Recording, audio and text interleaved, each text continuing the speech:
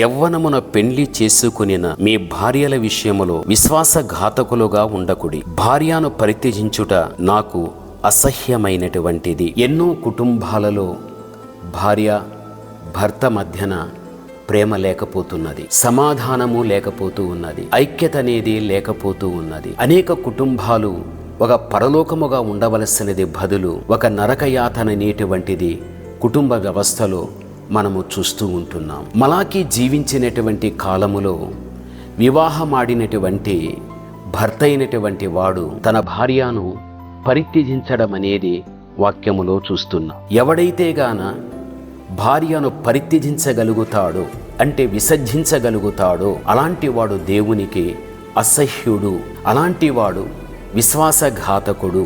భర్త అయిన వాడు భార్యను ఒకవేళ విసర్జించడం జరగగలిగితే తప్పనిసరిగా విసర్జించబడినటువంటి ఆ భార్య పక్షమున నేను ఒక సాక్షిగా నిలబడగలుగుతాను అని ఈ మలాకీలో మనం చూస్తూ ఉంటున్నాం. ఈరోజు ఎంతోమంది కుటుంబ వ్యవస్థలో భార్యలు భర్త చేత విసర్జించబడేటువంటి పరిస్థితులు చూస్తున్నాం. భర్త ప్రేమ దొరకలేక, ఐక్యత దొరకలేక, సమాధానము దొరకలేక, భర్త సహాయము దొరకలేక భర్త అన్నటువంటి వాడు ఒక మూర్ఖుడుగా తయారై ఎంతగానో ఈ రోజున ఏడిపిస్తున్న పరిస్థితులు ఉంటున్నాయి. అయితే అలాంటి వారి విషయంలో దేవుడు అంటున్నాడు, అలా వ్యవహరించేటువంటి భర్త ఎవడైతే ఉండగలుగుతాడో భార్య విషయంలో నేను వాణ్ణి అసహించుకుంటున్నాను. నీవు దేవుని యొక్క కుమార్తెవు.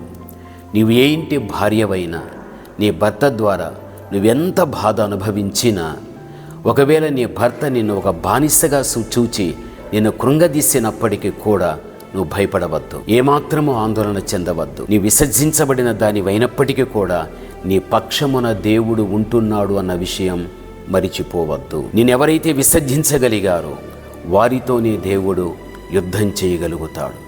ఒకరోజు వారికి కనువిప్పు కలుగుతుంది, ఒకరోజు వారు తప్పు తెలుసుకోవడం జరుగుతుంది, వారే ఒక రోజున పశ్చాత్తాపముతో నీ దగ్గరికి రావడం జరగగలుగుతుంది.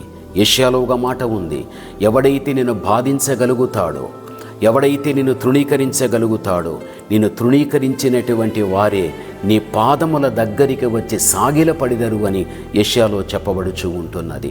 కాబట్టి నీవు ఎవరి చేత నీవు తిరస్కరించబడగలిగితేవో వారే ఒక రోజున నీ పాదాల దగ్గరకు వచ్చి సాగిలపడేటువంటి పరిస్థితిని భవిష్యత్తులో దేవుడు తెచ్చి పెట్టగలుగుతాడు. కాబట్టి ధైర్యం కలిగిన దానివిగా నీ ఉండు. దేవుడి నిన్నుకు ఆదరణ ఇస్తాడు, ఓదార్పుని దేవుడు తప్పనిసరిగా కలుగ చేయగలడు.